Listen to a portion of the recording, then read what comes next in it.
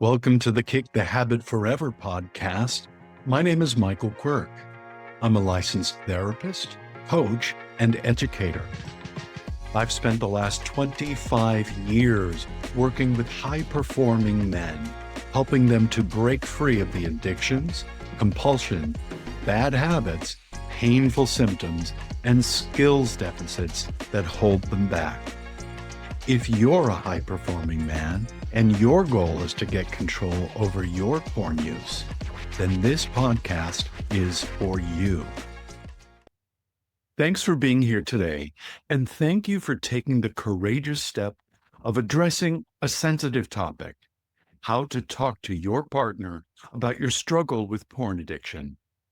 This is not an easy conversation, but it's an important one, and it's a conversation that can help you to build trust and foster mutual understanding. You might be wondering, why on earth would you want to tell anybody about this problem? Well, it's because over the last quarter of a century, there's one thing that I've seen over and over, and that is that secrecy and the isolation that secrecy breeds fuels addictions, compulsions, and bad habits. Understanding porn addiction. Before diving into our conversation today, let's acknowledge what exactly porn addiction is. Now, when I talk about porn addiction, I'm not just talking about watching adult content. It's something different. Porn addiction is a compulsive behavior. It's one that interferes with your daily life, with your relationships, and harms your emotional well-being. Porn addiction isn't about moral failure. It's something that stems from deeper emotional, psychological, and even sometimes physiological challenges. Recognizing this helps you to frame your discussion with honesty and self-compassion. So, if you're considering talking with your partner about this issue, here's a good place to start. First, you want to prepare yourself fully. Start by reflecting on your motivations and your thoughts and feelings. Why do you want to have this conversation in the first place? What's your intention? What outcomes do you hope for? What's your purpose?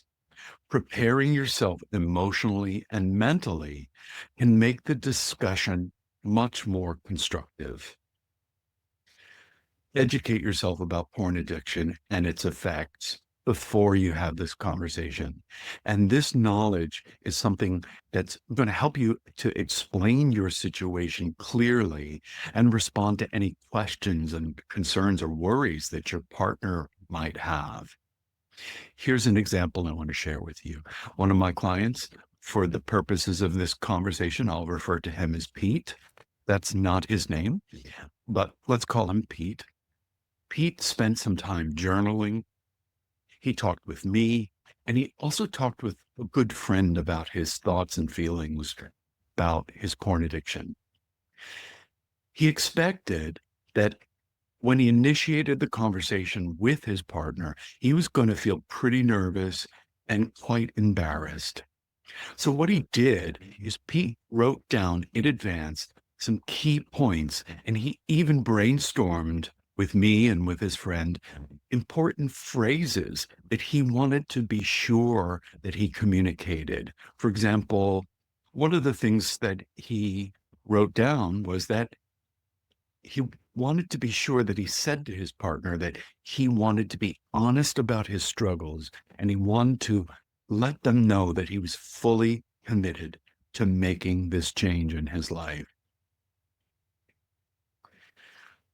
The next important thing to consider is choosing the right time and place for your conversation. Choose a private, calm setting where both of you can focus fully without interruptions. Avoid initiating the conversation during moments of high stress, fatigue, moments when you're arguing or disagreeing, moments where you might feel at odds with each other, and moments where you're each distracted or preoccupied by something. Timing and setting can significantly influence the tone of your discussion. Here's an example for you. Martine, also a client that I work with, he planned out a quiet evening at home.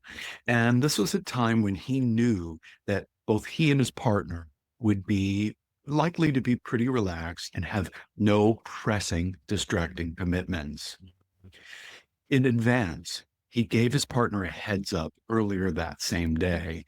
And he said, "Hey, can we talk about something that's important later tonight when we've got some alone time?" Now, he wanted to be sure to allay any unnecessary fears.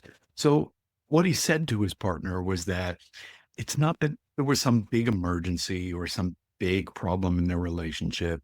He just had some personal problems that he was wrestling with, and he needed some time and he needed to talk with somebody. When you start your conversation, it's important that you lead with openness, vulnerability, and honesty. So open your conversation with a state of vulnerability. For example, James, again, somebody that I recently worked with, he shared with me how he did this very thing. What he said was that he'd been struggling with something that had been very difficult to talk about, but he let his partner know that he valued their relationship and that he wanted to be honest with the person. He shared with me how he got really quite nervous, much more nervous than he was expecting to be. And so he decided to pause. He decided to take a deep breath. And he ended up saying that he needed to share something that had been weighing on him greatly. And he wanted to do that because he cared very deeply about the relationship. The relationship was super important to him, and he did not want that to get lost. Now, another thing that you want to do when you have this conversation is you want to acknowledge the impact that this compulsion, that this addiction has had on you and possibly on your partner. So it's important that you take responsibility for how your actions may have affected your partner and your relationship. You know, you probably have heard this 1,000 times. It's everyday advice, but it's something that can be very helpful, especially in tense conversations. And that is use what we call I statements to express your own thoughts, your own feelings, to keep the focus on yourself and to take accountability. So, Tom, again, another gentleman that I've worked with, he recently told his support group members how he took ownership of this issue with his fiancee.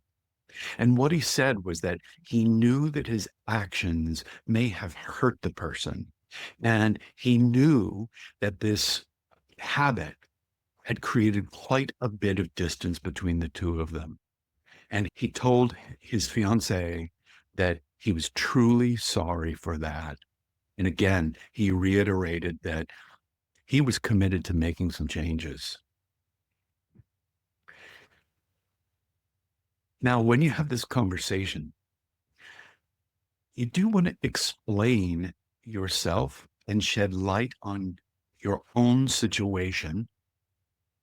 And you want to do so without making excuses. Share your experience in a way that helps your partner understand you without feeling blamed by you. And that can be difficult if there's, if the two of you have been alienated or there's hurt, resentment, or some amount of distrust between the two of you. Recently, one of my clients asked me to help facilitate this very discussion with his partner. And here's what he ended up saying. He said that he'd realized that his use of pornography had become something that absolutely couldn't control. He tried time and time again, and he just has not been able to do that. He acknowledged that it's impacting their lives together and that it's harming their relationship. And he let his partner know that he's working on understanding why this is happening for him because it kind of didn't make sense to him. But he was doing so because he wants to address the problem. He wants to change it. And he let his partner know that he was going to change it. Now, the next key point is during this conversation, you really want to invite dialogue. You want it to be, if possible, a conversation and not a monologue. Remember, your partner is likely to be scared. Many people are. And especially if there's any kind of an addiction or compulsion in a relationship, it can be unsettling. Even though on one level your partner might feel relieved that you're addressing it, they also might be scared or worried about how this is all going to unfold. So encourage your partner to share their feelings and their reactions. So you might say something like, I want to hear how this impacts you. I want to hear how this makes you feel and what thoughts you have about it. Remind your partner that his or her feelings are important to you. Sometimes that really needs to be said out loud because people have their doubts and their insecurities. You also want to let your partner know that you are committed to addressing the issue. So, for example, you might say something like, I've started looking into therapy. I'm checking out support groups. I'm coming up with my plan because I really do want to change. I want to improve myself for both of us. Here's another example of something that you might say. You might say, I recently found a local therapist who specializes in working with these kinds of addictions, and I booked an appointment. We're starting next week, and I'm also going to look for what other kinds of support groups, and I'm going to ask him or her about that. I intend to hold myself accountable. So hopefully these will give you some ideas of things you might want to say and thoughts you might want to include in your conversation with your partner. Now, it's important that you be patient and that you are open to the process of rebuilding trust. Understand that this conversation is really just the beginning. It's opening the door. It's starting a new chapter in your relationship with yourself and with your partner. Your partner is likely going to need time to process, to trust you, and to do their own work. I want you to be patient. I encourage you to be consistent in your actions and demonstrate your commitment to change. Again, there are a whole bunch of things that you might want to say directly, but one of them is that you understand that this is going to take time and that you are committed to showing your partner through your actions that you're serious about making changes. Here are some closing thoughts for you. If you decide that you're going to talk to your partner about your porn addiction, I want you to remember that you are taking a very brave act and a very necessary step towards healing and towards strengthening your relationship. By approaching the conversation with honesty, openness, vulnerability, accountability, and willingness to listen non-defensively, then what you're going to do is you're going to create a larger space between the two of you for understanding and growth. If you need someone to help facilitate a productive conversation, by all means, get that help. We're very fortunate to be living in a time where we have educated, experienced therapists, counselors, psychiatrists, clergy members, and mediators that will jump in and just help do what I call directing traffic so that you have a skillful, helpful, growth producing conversation. Talking openly is an important step. Remember, this is not a situation that you have to navigate alone. There are plenty of resources and support that are available to help you on this journey, including the services that I offer. Thank you so much for your time and attention. I hope that what I've talked about with you is helpful for you, and I wish you the best of luck with your life and your situation. Thanks for listening today. I'd like to invite you to view my free class. It's called How to Kick the Habit Forever. In it, we talk about what you have to do in order to unhook yourself from compulsively using adult content.